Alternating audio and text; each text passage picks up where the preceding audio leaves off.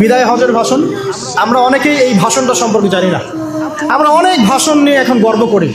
নবী করিম সাল্লাল্লাহু আলাইহি ওয়াসাল্লামের এই যে সর্বশ্রেষ্ঠ ভাষণ, এটা কতজন জানেন? বিদায় হজের ভাষণ কতজন জানেন? বিদায় হজের ভাষণে নবী সাল্লাল্লাহু আলাইহি ওয়াসাল্লাম কি বলেছিলেন উম্মতকে? আমরা একটু আপনাদেরকে শোনাবো, শুনিয়ে ইনশাআল্লাহ লেকচারটা শেষ করব। নবী করিম সাল্লাল্লাহু আলাইহি ওয়াসাল্লাম আজকের এই দিনে 31টা বিষয়ে উম্মতকে নির্দেশ দিয়েছেন। 31টা বিষয়, সবগুলো বলার সময় পাওয়া যাবে না, আমি কয়েকটা কথা বলছি। খুব ভালো হতো যদি আমি অ্যারাবিকটা বলার পরে বাংলাটা বলার সময় পেতাম।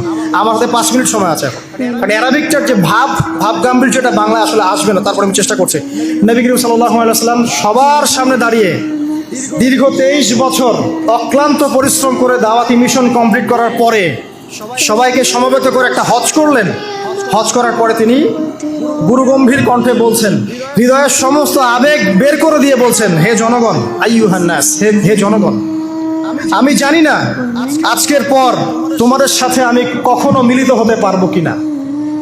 একটু চিন্তা করেন, সাহাবীরা সামনে দাঁড়িয়ে আছেন, নবীজি দাঁড়িয়ে এই কথাটা বলছেন, হে জনগণ, আমি জানি না আজকের পরে আমি তোমাদের সাথে মিলিত হতে পারবো কিনা।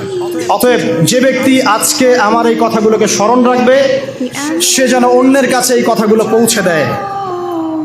হতে পারে যার কাছে পৌঁছে দেওয়া হচ্ছে সেই এই কথাগুলোকে বেশি সংরক্ষণ করতে পারবে।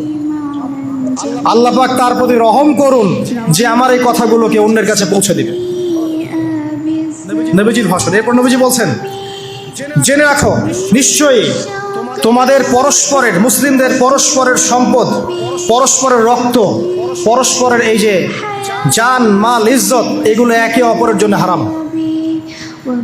মুসলিমদের পরস্পরের রক্ত, পরস্পরের ইজ্জত, সম্মান একে অপরের জন্য হারাম। এর হানি করা একে অপরের জন্য হারাম। ঠিক যেমন আজকের এই দিন হারাম, এই শহর হারাম, এই মাসও হারাম। নবী করিম সাল্লাল্লাহু আলাইহি ওয়াসাল্লাম বলছিলেন, জেনে রাখো 3টা বিষয়ে যেন তোমাদের অন্তর কখনো খেয়ানত না করে। 3টা বিষয়ে তোমাদের অন্তর যেন কখনো খেয়ানত না করে। 1, তোমরা যে কাজটাই করবা শুধু আল্লাহ পাকের সন্তুষ্টির জন্য করবে। তোমরা যে কাজই করবে শুধু আল্লাহর সন্তুষ্টির জন্য করবে। তোমাদের শাসক বর্গের কল্যাণ কামনা করবে। তোমাদের শাসক বর্গের কল্যাণ কামনা করবে। 3 নাম্বার, মুসলিমদের জামাতকে আঁকড়ে ধরে রাখবে। মুসলিমদের ইউনাইটেড কমিউনিটিকে আঁকড়ে ধরে থাকবে। এই 3টা বিষয় পালনের ক্ষেত্রে তোমাদের অন্তর যেন খেয়ানত না করে। এদিন সূর্য ঢলে যাওয়ার পরে নবী সাল্লাল্লাহু আলাইহি ওয়াসাল্লাম আরো বললেন, শুনে রাখো হে মানব জাতি, এটা ভালো করে শোনেন, শুনে রাখো হে মানব জাতি, নিশ্চয়ই আমি মুহাম্মদ সাল্লাল্লাহু আলাইহি ওয়াসাল্লাম জাহেলি যুগের যত কুপ্রথা আছে সমস্ত কুপ্রথাকে আমার পায়ের তলে পিষ্ট করে গেলাম। জাহেলি যুগে কি ছিল ভাই? শিরিক ছিল, সুদ ছিল, মাদক ছিল, নারীর অবমাননা ছিল, কন্যা সন্তানকে দাফন করা হতো, রক্তক্ষয়ী, হানাহানি, মারামারি, কাটাকাটি ছিল। এগুলো সব কিছুকে আমি আমার পায়ের তলে দাফন করে গেলাম। এটা কি দাফন হয়েছে? তিনি বলছেন, নিশ্চয়ই আমি জাহেলি যুগের সুদকে আমার পায়ে তলে পিষ্ট করে যাচ্ছি। সর্বপ্রথম যার সুদ আমি পিষ্ট করছি তিনি হচ্ছেন আব্বাস ইবনে আব্দুল মুত্তালিব, আমার চাচার সুদ। নিজের পরিবার থেকে দৃষ্টান্ত স্থাপন করলেন। তিনি আরো বললেন, হে উপস্থিত জনগণ, তোমরা মেয়েদের ব্যাপারে সতর্ক থাকবে এবং তোমাদের স্ত্রীদের ব্যাপারে সতর্ক থাকবে, তাদের হকের ব্যাপারে সতর্ক থাকবে, কেননা তোমরা তাদেরকে আল্লাহর কালিমার মাধ্যমে হালাল করে নিয়েছো। অতএব তাদের ব্যাপারে তোমরা সতর্ক থাকবে। তোমাদের উপর তাদের হক হচ্ছে তোমরা যা খাবে, যা পরবে, তাদেরকেও তাই খাওয়াবে, তাই পরাবে। আর তাদের উপর তোমাদের হক হচ্ছে যে তারা তোমাদের বিছানায় এমন কাউকে আসতে দিবে না যাদেরকে তোমরা অপছন্দ করো। নবী করিম সাল্লাল্লাহু আলাইহি ওয়াসাল্লাম আরো বলছেন, এই দিন আইয়ুহান নাস, হে মানব জাতি, তারাকতু ফিকুম আমরাইন, জেনে রাখো আমি তোমাদের সামনে মাত্র 2টো বস্তু ছেড়ে গেলাম। কয়টা বস্তু? লাম তাদিল্লু মা তামাসসাকতু বিহিমা, তোমরা কোনোদিন পথভ্রষ্ট হবে না যতদিন এই 2টা বস্তুকে আঁকড়ে ধরে থাকবে। কিতাব আল্লাহ, আল্লাহর কিতাব, ওয়া সুন্নতি নবীহি, এবং তার নবীর সুন্নাহ। তিনি আরো বললেন, আল মুসলিম, জেনে রাখো প্রকৃত মুসলিম সে ব্যক্তি, মান সালিমাল মুসলিমুনা মিন লিসানিহি ওয়া ইয়াদিহি, যে ব্যক্তির হাত এবং জবান থেকে অন্য মুসলিম নিরাপদ থাকে সেই ব্যক্তি হচ্ছে প্রকৃত মুসলিম। আল মুহাজির, আর প্রকৃত মুহাজির সে ব্যক্তি, মান হাজারা মা নাহাল্লাহু আনহু, আল্লাহ পাক যা নিষেধ করেছেন সেখান থেকে যে দূরে থাকে সেই ব্যক্তি প্রকৃত মুহাজির, মানে হিজরতকারী। তিনি আরো বললেন, মনে রেখো আমি তোমাদের সবার আগে হাউজে কাউসারে চলে যাব, সুবহানাল্লাহ, এবং সেখানে আমি তোমাদের জন্য অপেক্ষা করতে থাকবো। অতএব শোনেন, অতএব তোমরা আমার চেহারাকে কালিমালিপ্ত করো না, মানে আমার চেহারায় কালিমালিপ্ত করো না, আমার নাম নষ্ট করে দিও না। আমি তোমাদের সংখ্যাধিক্য দেখে আল্লাহর কাছে গর্ব করব, আমাকে তোমরা অপমানিত করো না। আজকে কি আমরা তার দায়িত্ব পালন করে উম্মাহ হতে পেরেছি? নবীজি বলেছেন, তা আমার চেহারাকে কালিমালিপ্ত করো না, সুবহানাল্লাহ। তিনি বলছেন, ওই সময় কিছু মানুষ থেকে আমি মুক্ত হয়ে যাব, আর কিছু মানুষ আমার থেকে মুক্ত হয়ে যাবে। বলা হলো, কারা ইয়া রাসূলুল্লাহ? তিনি বলছেন, আল্লাহ পাককে আমি বলবো, ইন্নাহুম মিন্নি, হে আল্লাহ এরা আমার উম্মাহ, এরা আমার উম্মত, আমার সাহাবী। আল্লাহ পাক বলবেন, ইন্নাকা লা তাদরি মা আহদাসা বা'দাক, তুমি জানো না হে নবী, তোমার মৃত্যুর পর এই মানুষগুলো, পরবর্তী মানুষগুলো তোমার দিনের মধ্যে কত বেদাত সংযোজন করেছিল। তিনি আরো বলেছিলেন, হে জনগণ জেনে রাখো, প্রত্যেক পরিবারের জন্য প্রতি বছর একটা করে পশু জবাই করার বিধান, প্রত্যেক পরিবারের জন্য, সামর্থ্যবান পরিবারের জন্য প্রত্যেক বছর একটা করে পশু জবাই করার বিধান রয়েছে। তিনি আরো বললেন, মনে রাখো একজনের অপরাধের শাস্তি আর একজন কখনো পাবে না, আর বাবার দোষে ছেলে কখনো দুষ্ট হবে না, ছেলের দোষে বাবাও কখনো অপরাধী হবে না। তিনি আরো বললেন, জেনে রাখো হে মানব জাতি, নিশ্চয়ই শয়তান এই বিষয় থেকে নিরাশ হয়ে গেছে যে তোমরা শয়তানের ইবাদত করবে। শয়তান নিরাশ হয়ে গেছে, কিন্তু শয়তান নিরাশ হয়নি একটা বিষয় থেকে, যে তোমরা একে অপরে হানাহানি, কাটাকাটি, ফিতনা, ফাসাদে ব্যস্ত থাকবে, যেমনটা এখন আমরা করছি। আমরা কিন্তু সরাসরি কখনো শয়তানের ইবাদত করছি না, করছি? মুসলিমরা এখন পরস্পরে হানাহানি, কাটাকাটি, ফাসাদে লিপ্ত আছে। তিনি আরো বললেন যে একজন মুসলিমের জন্য হালাল নয় অন্য মুসলিমের সম্পদ আত্মসাৎ করা, যতক্ষণ না সে স্বেচ্ছায় খুশি মনে তোমাকে সম্পদ প্রদান করে। অতএব তোমরা একে অপরের প্রতি জুলুম করবে না।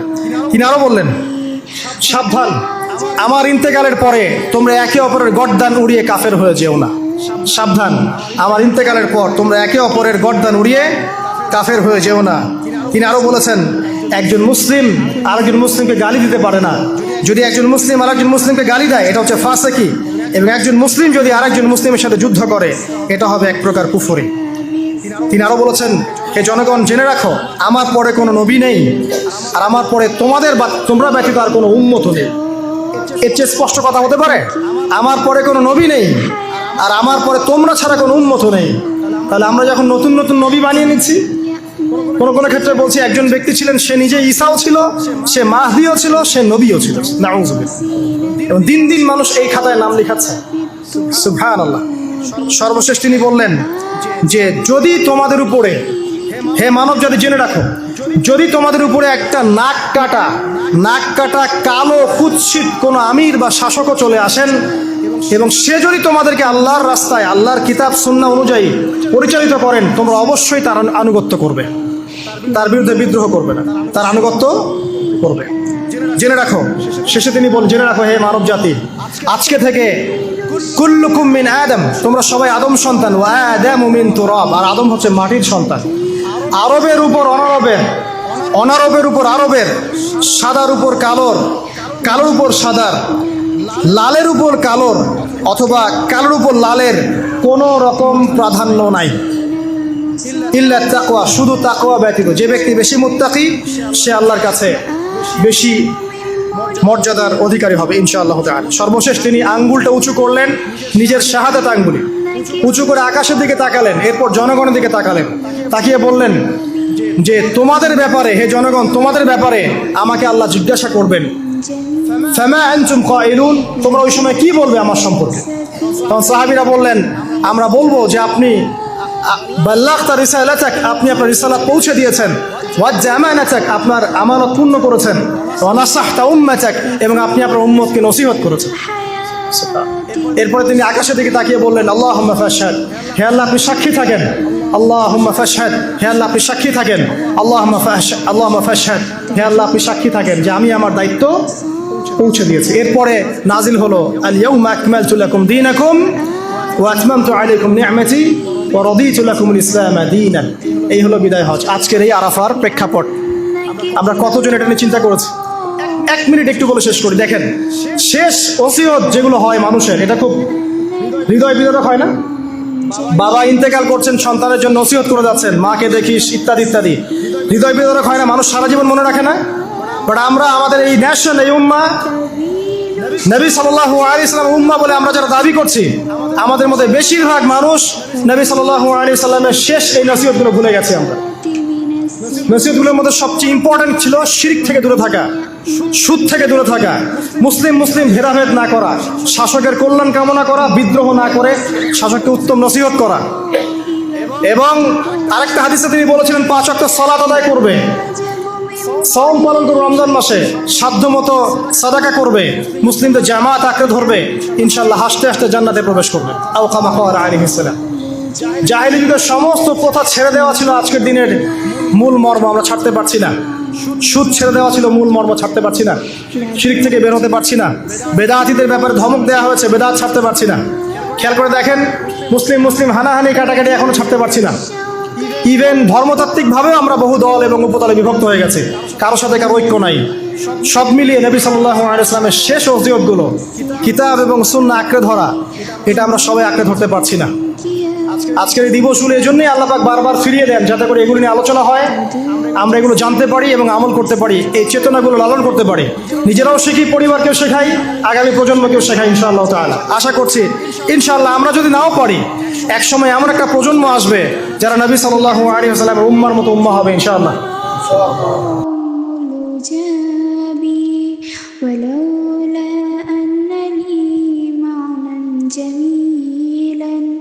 لبعت المؤس في أبي الزابي طويل الشوق يبقى في اغترابي فكيف